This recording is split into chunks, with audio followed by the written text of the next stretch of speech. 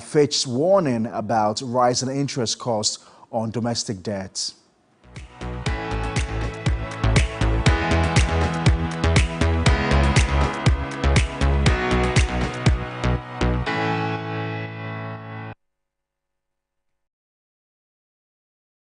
At ShopRite, we are committed to bringing you lower prices every day. That's why we've kept the price of our in-store bread at a low 15 cedis, 99 pesos, and we will keep it there. Plus, get great deals like 1.3 Sadia whole frozen chicken, only 49 cedis, 99 pesos, and 1 liter series juice assorted for just 25 cedis, 99 pesos each. Never pay more than the ShopRite price, only at ShopRite.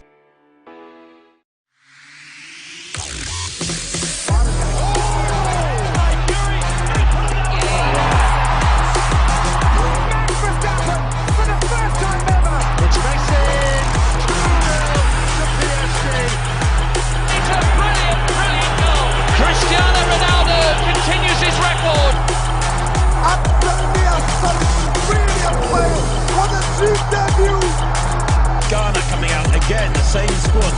For the ball, he's got it! Throw it down, King! Sports Station, Mondays, 9 p.m. on TV3. Sports Station is brought to you by Betway, Nesta Mouthwash. Flamingo paint, superior durability, superior hiding, superior coverage, simply superior.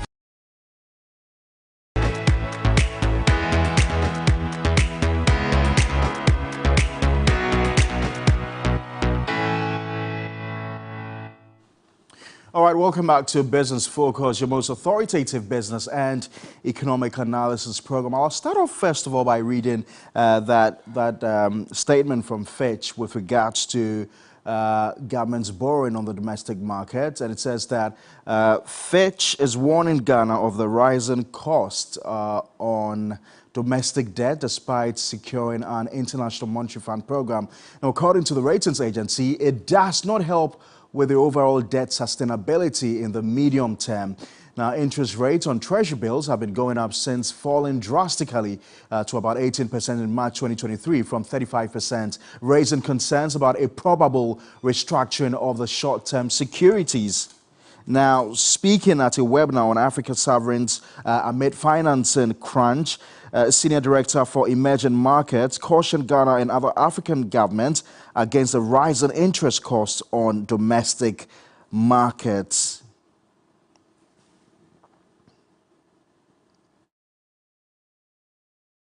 Let's go on the phone lines now and speak to Joe Jackson. He's Director of Business Operations at Dalex Finance. Thank you very much, Mr. Jackson, for your time, and good to have you on Business Focus. I know you've been talking about this quite a lot. Your worry actually coincides with what Fitch is saying about whether or not we can obtain debt sustainability in the medium term.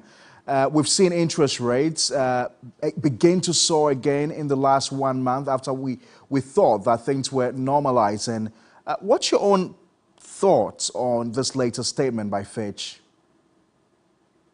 Good evening, Darkway. And good evening to all your listeners. The Fitch warning is exactly what some of us have been talking about. This situation does not make sense. How can we say, for example, we are unable to pay domestic debt at a weighted average cost of 19% and exchange that for short-term debt with rates as high as 29.25%. That does not make sense. How can we say that we can't pay cocoa bills and we are reducing the rates to 12%, and yet we are paying short-term bills, 91-day, 182-day, 365 days, at rates as high as 23, 20 and more? It just does not make sense. I get your concerns, Mr. Jackson, but is it not a function of lack of options for government? I mean, Is it not investors that are demanding this kind of interest rates because we know that government has been priced out of the international market, and so the only option left is for government to borrow on the domestic market? And if investors do not have confidence in the government and are demanding high interest rates, what options are left for government? But we've all, forgive me, we were all in this country when the government said, I reject all bills, but I cannot pay at this rate. And then the rates came down dramatically the following week. Why can't it do the same? Why is it that it has to take bits at this rate? We've seen the government do the fix before. It just rejected all bids one Friday, and then we did the bid on a Wednesday, and the rates dropped. If the rates are rising again, send the same signal to the market. What is your suspicion if you're saying or suggesting that government has the ability to drive down the rates as it did in the past, and it is not doing so? Do you have any suspicions as to why government is not doing so? Well, one of the things that I would say is this. Again, we come down to, has the government actually cut costs to the level where it still does not require these huge sums of money? The IMF deal has been signed. We're all waiting for Thursday to see the budget review to see whether we are still going to borrow 60 billion. But ultimately, the government has to cut costs far more than it has done today. We've heard the Minister of Finance tell us over 20% of all our borrowings is as a result of SOEs. Why can't we cut down the size of SOEs? Why can't we cut down the size of appointees? Otherwise, we're just exchanging robbing Peter to pay Paul, and we'll be back in the same situation. So one of the reasons you've given for us to try and drive down this rate is because you believe that it wouldn't help in the overall debt sustainability efforts. And indeed, Fitch also seems to suggest that it does not help with the overall debt sustainability in the medium term. We know that government, as part of the debt exchange program, is hoping to bring down the debt to GDP ratio to sustainable levels of about 55% by 2028. Fitch goes ahead, and let me just read for the benefit of our viewers. It says that there's been more developments in the domestic market, and so it's become more important. When we look at things in terms of interest costs of the government, break them down by domestic debt interest cost and compare them with external interest costs, the share of interest cost on domestic debt has been going up. So domestic debt becomes more of a question mark. He adds that in terms of the debt restructuring, it may not help in the overall debt sustainability efforts. It definitely helps in terms of liquidity in the short term, but in terms of overall debt sustainability, there is a question mark. So government has said time and again that, there's a lot of liquidity. And I guess a reason why the central bank would often want to come in to mop up this excess liquidity by raising the policy rate. So it looks like it has some kind of cascading effect on the general economy. What do you think will happen if we don't put a brake on what's happening at the moment? Very simply, if we don't put a brake, we will soon have to restructure again, our debt again. Put very simply, we cannot sustain interest rates at this level for any length of time. If we don't fix it, somewhere, we're going to come back and say we should restructure some of our debts again. If it's not even T-bills directly, it will mean that some other kind of debt will have to be restructured. But if there's a lot of liquidity in the system, somebody has got to take up that liquidity. And for the investor, it becomes safer to lend to government than to lend to the private sector. And when I talk about investors, I'm talking about the banks. How do we correct this seeming anomaly, which seems to have, pervaded our markets for a long time now? But hypocrisy is very simply this.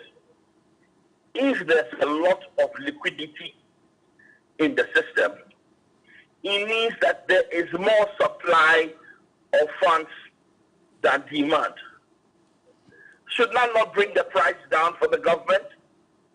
Should it not mean that the government can be expected to drive things down? That's why it doesn't make sense. If we say there's a lot of liquidity, it means there's a bigger supply of CDs than demand. Then go ahead and reject the bids and take it back at a lower price, because the investors don't have much of a choice. And I guess for me, the bigger question also is, if there's a lot of liquidity, why is it not going to the private sector, which is the engine of growth? Because if the private sector has access to that liquidity and is able to spend to propel growth, then generally we're going to have more taxes being paid by the private sector and things are going to get better. Well, obviously, that is the million-dollar question that I don't have an answer for. Because as long as the government continues to pay these high rates, the private sector cannot compete. And all that's going to happen is that the government is going to swallow up all available credit. And if we use that for consumption, then it is still going to remember that if there's excess liquidity and it is used for consumption, that liquidity stays in the system much longer than if there's excess liquidity and it is used for investment. If the liquidity went to the private sector, maybe it would be used more for investment. But at this moment, the government is not investing, and the government is just paying consumption bills. And that's why it must cut consumption. Joe Jackson, I'm going to say a big thank you to you. Thank you too, sir. And I'm sure there'll be more to talk about this in the days ahead. Absolutely, absolutely. Joe Jackson is with Dalex Finance, helping us to do some analysis on the latest warning coming from international ratings agency Fitch about government's growing propensity to raise money on the domestic market and how that's leading to high cost of interest rates and what that will mean for our own debt sustainability efforts going forward. You heard him. He's been quite consistent on this particular issue, and I'm sure you all have some say on this matter. Let's know what you make of this debate. Go to our Facebook page, any of our social media pages, and post a comment. We'll shortly be delving into our next subject, which has to do with the IPPs and all the warnings that are coming back and forth. We've heard that the government has entered into some kind of a negotiation with the independent power producers, a reason why we haven't seen that shutdown that was initially threatened by the 1st of July. But we need an immediate solution to this crisis. We need government to indeed resolve this matter as soon as possible. Let's hop on to Zoom right now. Ishmael Ajekumhene is with Kite. He's an energy analyst. When I return, I'll engage him on all that he knows about the issue of the independent power producers and what's the way forward.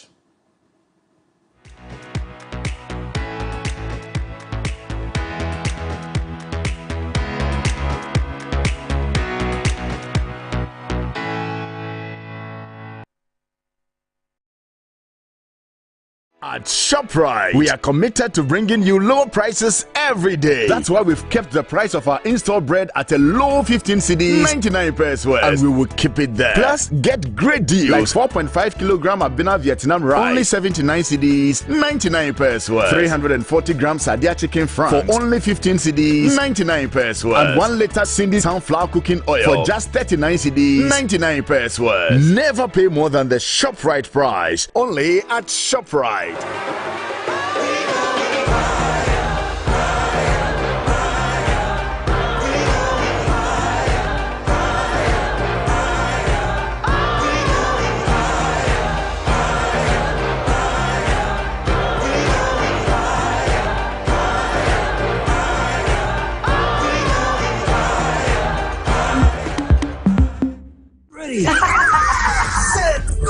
The 3FM Baby Fair is here. Parents, make it a family affair with fun photo booth for family shoots, kids arena for the kids to have fun, and so much excitement. This fair will be a one-stop shop for all childcare products, clothes, toys, child development products, and so much more for every child of every age. 3FM Baby Fair on the 7th July, 8th July, and 9th July 2023 at Marina Mall, Airport City, Accra. To be a part of the fair and exhibit your products and services as a vendor, please call 0244 405027 right now. The 3FM Baby Fair, your one-stop shop for all your childcare products. The 3FM Baby Fair is proudly brought to you by Marina Mall. 3FM, your urban lifestyle radio.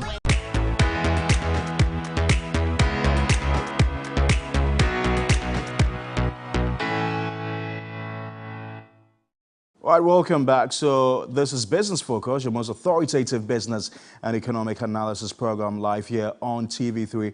We're talking about a second subject, which has to do with the independent power producers and all the issues surrounding payments of the IPPs.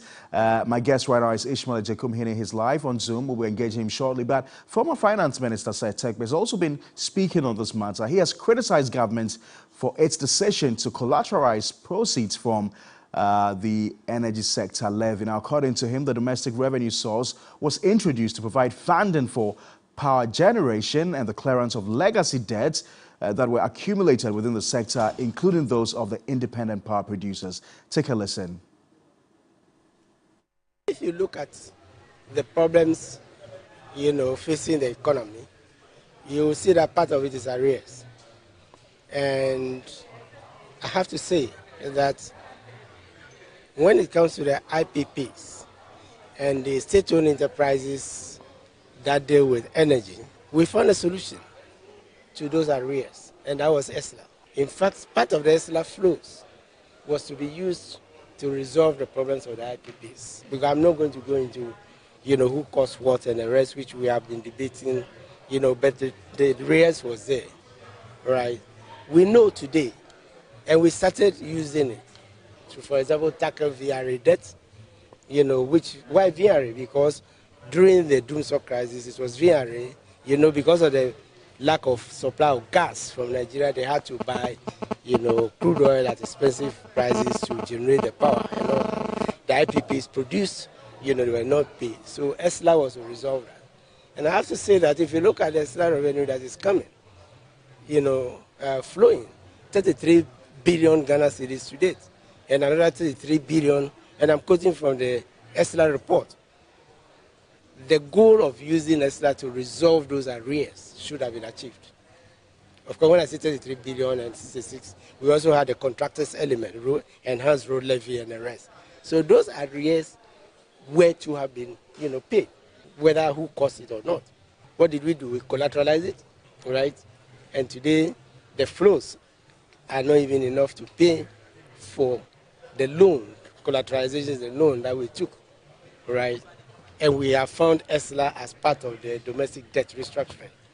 So this is the point I'm making, that we should just remain faithful to the goals and ideals. And remember, ESLA was debated in Parliament extensively, and it would have taken 3 to 5 years, including the IPPs. So it's a problem that we brought onto ourselves, and I think that, the government brought it to itself, and I think it is important that, we reach an amicable, solution to this. Let's go live now to Ishmael Ajekumhene, who is Executive Director of KITE and also an energy analyst. Thank you very much, sir, for your time, and good to have you on Business Focus. It's obvious that we are not paying for power that we've been consuming for the period, and this appears to be choking us now. Government, we know, had asked to restructure these debts, and the IPPs are saying no to it. What's your own view of all that's happened so far, and Mr. Tekpe's own views on the fact that we seem to have brought this upon ourselves? Good evening, Pakwesi, and good evening to your viewers. This issue is not as simple as anybody wants it to look at. But let me put it this way. In simple terms, in plain terms, you take goods from a supplier and there's an invoice to show that this is X amount of goods that you have received. You sign up to that, and at the end of the day, after selling the power or selling the goods, you're unable to pay the full invoice. Okay? So that's what has been happening for some time now, and that's where we are at the moment. We simply are not able to collect all the monies that we're supposed to collect. Mind you, the losses, what we call the technical and the non-technical losses, are actually part of the tariff that you and I pay. So in simple terms, we are unable to collect all the monies that we need to collect once we've taken delivery of the power. Once they reach the bulk supply points where ECG and NETCO are supposed to take the power and distribute, we are unable to collect all the monies. That's the major part of the problem. Part of the problem is also the fact that it's not all the power that we have at the moment that we need at every point in time. And those unutilized capacities are also, we're supposed to pay for them. So under the Energy Sector Recovery Program, those were the payments that the Ministry of Finance was supposed to be making directly to the IPPs, called the Sector Stabilization Payments. And they've been making quite a bit of those payments since 2019, and my checks shows that for the stabilization payments, they've paid in excess of 3.7 billion. And part of the ESLA too has also gone to defray some of the costs up to the tune of $1.36 billion US. So there are two components. The ones that are going into the what we call the annual supply plan, which is what the PURC, that's the total demand for every year, which is what goes into the tariff that PURC sets. And those that do not find their way into the supply plan, and those are the ones that the Ministry of Finance was supposed to pay. So in simple terms, we haven't been able to collect all the monies that we need to be able to pay for the power that we take from the IPPs and the state-owned utilities as well, the VRAs. We haven't been able to pay the VRAs as well. In response to Honorable Tekpe's point about the ESLA, I believe that he quoted the ESLA report. And the ESLA reports, there are those annual reports that are submitted by the Ministry of Finance to the Parliament. So in terms of what ought to have been collected and what the money to collect every year is reported. So we know the quantum of money that ESLA was supposed to have brought in, whether it's been collateralized or not. So I think it's not, I mean, he is a former Minister of Finance, so I wouldn't want to say anything then. I think the reports are there, Pakwesi. You can read it yourself, and you can see, for example, how much contribution ESLA has made to the legacy debt. But what ESLA is not doing, and it wasn't meant to be doing, is the recurrent not under recovery, inability to collect the power that they sell. That's the problem, because the stabilization payment was supposed to be made directly by the Ministry of Finance to the IPP, sometimes in various forms. And then ECG, the ones that PRC is actually saying that, look, we've given you this tariff, collect and be able to pay. The PRC regulatory benchmark is that 98% of whatever power they buy and they bill, they should be able to collect 98%. Okay, if you're able to do anything less than that, that will represent the shortfall. That it's not the Ministry of Finance who is supposed to find that money. We're making it look like it's government that is owing the IPPs. Mind you, the power purchase agreements were signed between ECG and these IPPs. The only reason why government is coming in and government appears to be the one owing the IPPs is that ECG is 100% state-owned. And also, in most cases, the government provides sovereign guarantees to back the power purchase agreement. So that in brief is what I would say. But please, let's understand that some payments have been made between 2019 and February of 2023. My checks indicate that a total of about $5.7 billion US has been paid. Okay. The problem is that we keep adding to the payments. Do we know if these payments that were made were selective payments? Because we've heard from the minority in Parliament who say that the finance minister has decided to, selectively pay some of these IPPs. So who are the IPPs that they've selected? I don't know. Okay, for the direct payments that the Ministry of Finance has been making, at a point in time, all the independent power producers, the chamber told us that all the indebted had been paid for, okay? ECG said they didn't owe anybody. The IPPs came and confirmed, I think in 2018, early 2019, and we've gone back to owing them again because we are not collecting, we are not paying them. So I don't know who have been paid and which of them they didn't pay. But we know the total amount of money that went directly from the Ministry of Finance to the IPPs. And we know those that have gone also from the ESLA fund, that we also know. But who the beneficiaries are, I think the Ministry of Finance should be able to tell us. But if there have been selective payments, then the minority should actually help all of us by telling us who got what and who didn't get to be paid. If anything, is maybe the government on Senate, for example, normally don't get paid because, Senate almost invariably is owned by all of us. It's owned by Senate. So I don't know who got the monies that we all know. There are reports there. The Energy Sector Recovery Program, they have periodic updates that show the payments that have been made, but who the beneficiaries are. We know there's been a direct payment to the tune of about 3.7 billion directly from the Ministry of Finance.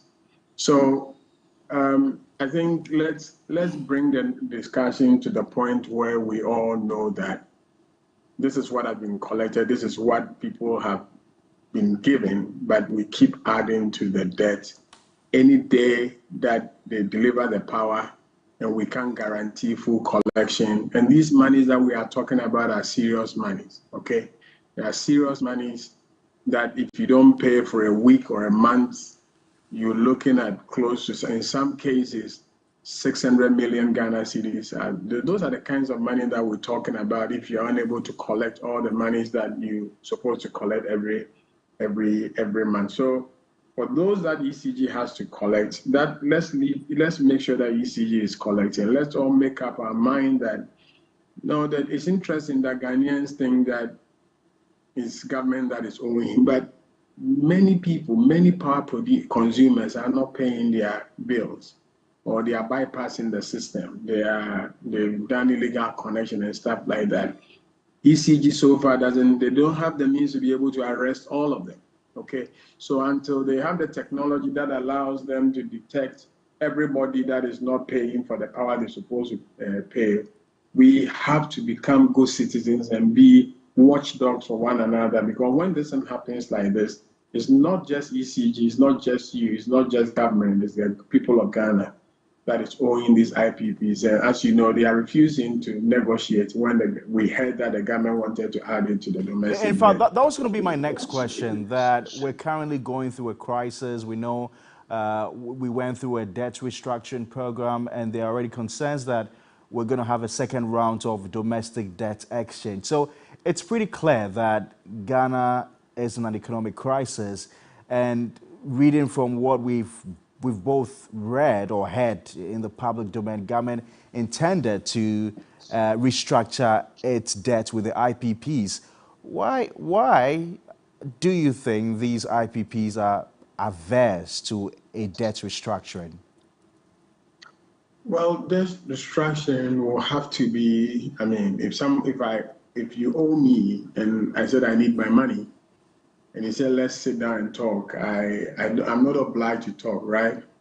And so long as I have the law on my side, I have a binding contract that says that you owe me X amount, I've sent you invoices, you've accepted those invoices, that I owe you those payments. It will take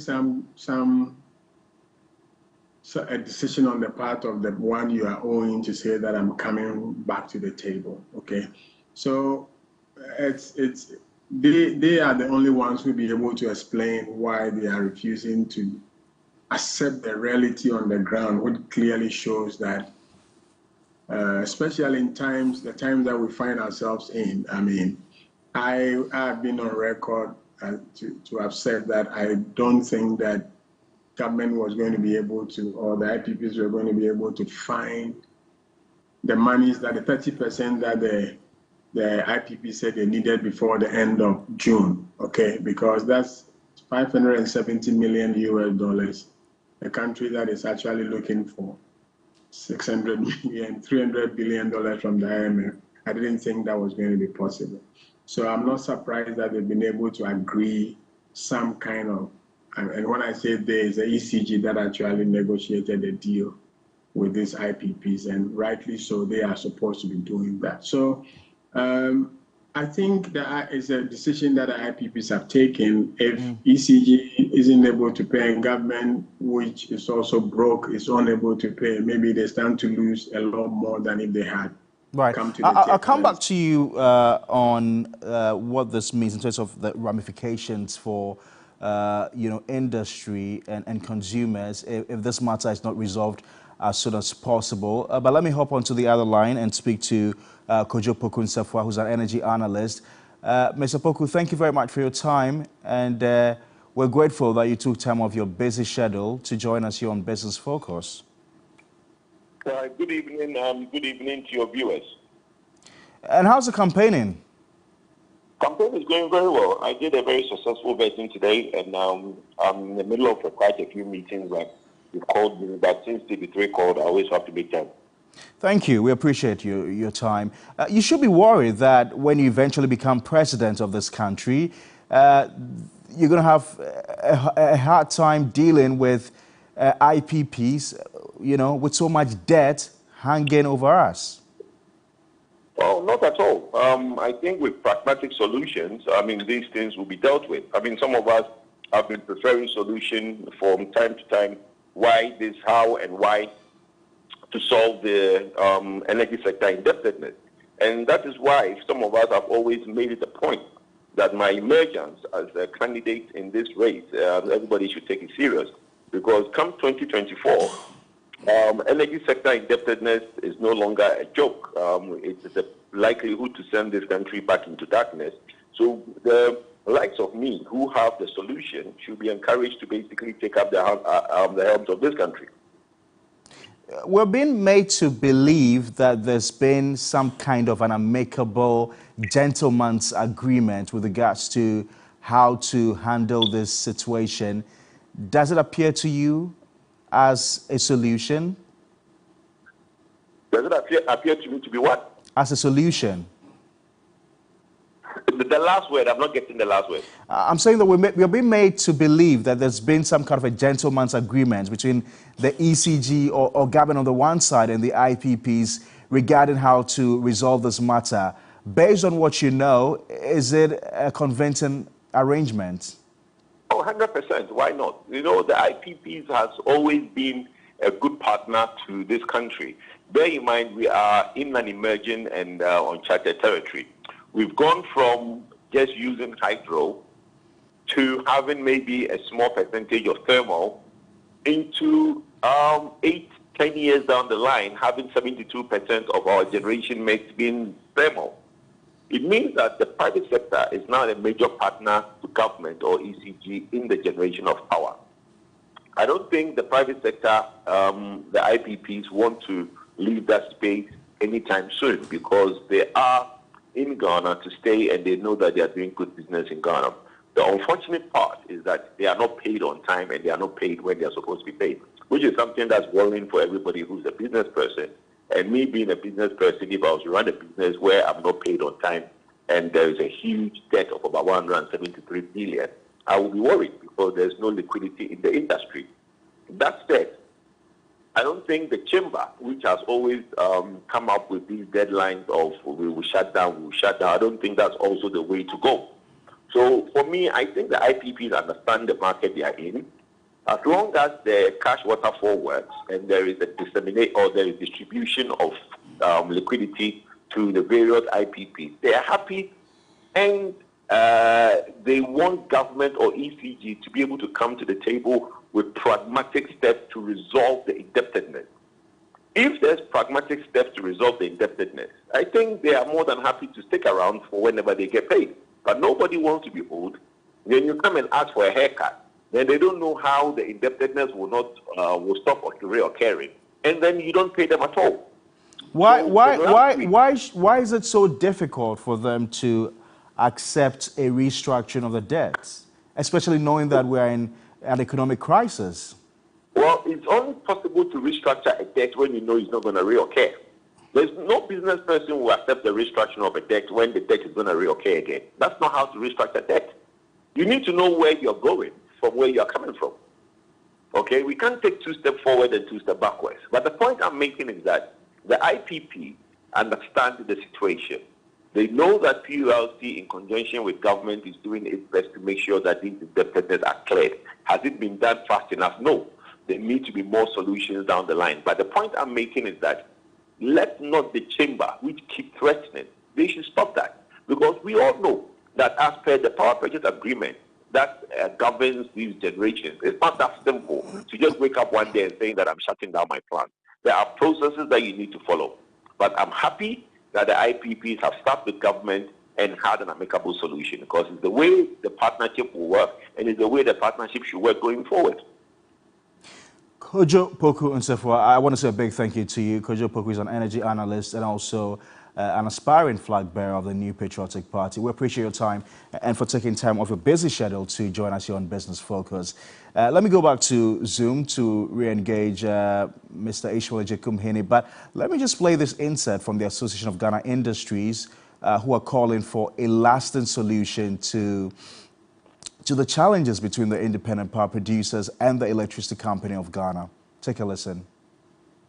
At least 30% of everything we do in industry will require power. And so the supply and consistency in supply of power becomes very fundamental for a successful production. Besides, we've received several orders that we have to work on. And so consistency in power supply is really of paramount. And so any distraction or a breakage in the flow of power constitutes a significant worry for members of the industrial fraternity. This is because any news, as we're witnessing, that suggests that there may be distraction of power would quickly call for a situation where we need to arrange for plan B. So it means we have to procure generators and fuel them, and that's an extra cost to business. Because consistency, as you know, is really what we aim for, and it's something that we've always wanted. And so our prayer is that this matter is resolved and resolved very quickly, but also that measures are taken to ensure that this situation do not continue to linger on. I mean, we all have been aware of this situation for several years, and the expectations are that it will be dealt with. Right, Mr. Ishmael Ejekumhene, so how important is it for government to have this matter resolved as soon as possible, especially when you consider that industry is pretty much worried? Because it's not just industry. I think everybody is worried. I mean, what we all witnessed in this country in the doomsday era, nobody wants to wish that that thing never happens again. So it's important that we resolve the issue. And it's the main reason being that the IPPs have become an integral part of our power sector. And the close to 70% of our thermal capacity in Ghana, they are all owned by the IPPs, contributing something in the region of 45% of our total demand at every point in time. So if they go off, I am very certain that the generation assets of VRA, all the thermal and the hydro put together, will not be enough to meet our demand. So there will be some load shedding if that happens. So let's resolve that. But going forward, I think everybody needs to be worried, but let us not pretend that, I mean, it's good that AGI, for example, is calling for some resolution so that the power stays on. I mean, AGI is also at the same time talking about the fact that tariffs are high, so they are unable to pay. But clearly you hear that they would rather pay high tariffs than have their power systems have disruption in the supply. So it's important that we resolve this issue as soon as possible. That's why I also side with Kojo Poku that I was almost certain that there will be some amicable solution to this crisis that was looming large as July 1 approached. So going forward, I mean, we know ECG is doing its best to make sure that they plug all the leakages. But let's also determine as a people to, when we have to pay, let's go and pay our bills. When we know that somebody is cheating, don't let us sit down and say ECG should come and arrest them. If you know, I'm sure you are aware that if you report somebody and they arrest the person, you are going to get the 10% of whatever surcharges that they. Let's all get on board and make sure that nobody cheats the system. And the ECG also need to up their game and make sure that we reduce the non-technical losses to the barest minimum as possible. But the problems are still hanging around, and the reason why everybody is paying attention to the energy sector is that it can make or make this country. It's part of the problems that we find ourselves in, and if we don't tackle this problem head on, it's going to create more problems down the line. It's indeed going to create more problems down the line. Thank you very much, Mr. Ishmael Ajekum-Hene, who's Executive Director of KITE. And in Business Focus there, I want to say a big thank you to all of you for making time of your busy schedule to join us. For more business stories, do also visit our website. It's www.3news.com. Immense appreciation to my producers as well as the directors. My name is Parkwesi Asare. We'll see you same time next week. News 360 is up next in 15 minutes. Business Focus is brought to you by Flamingo Paint. Superior durability, superior hiding, superior coverage, simply superior.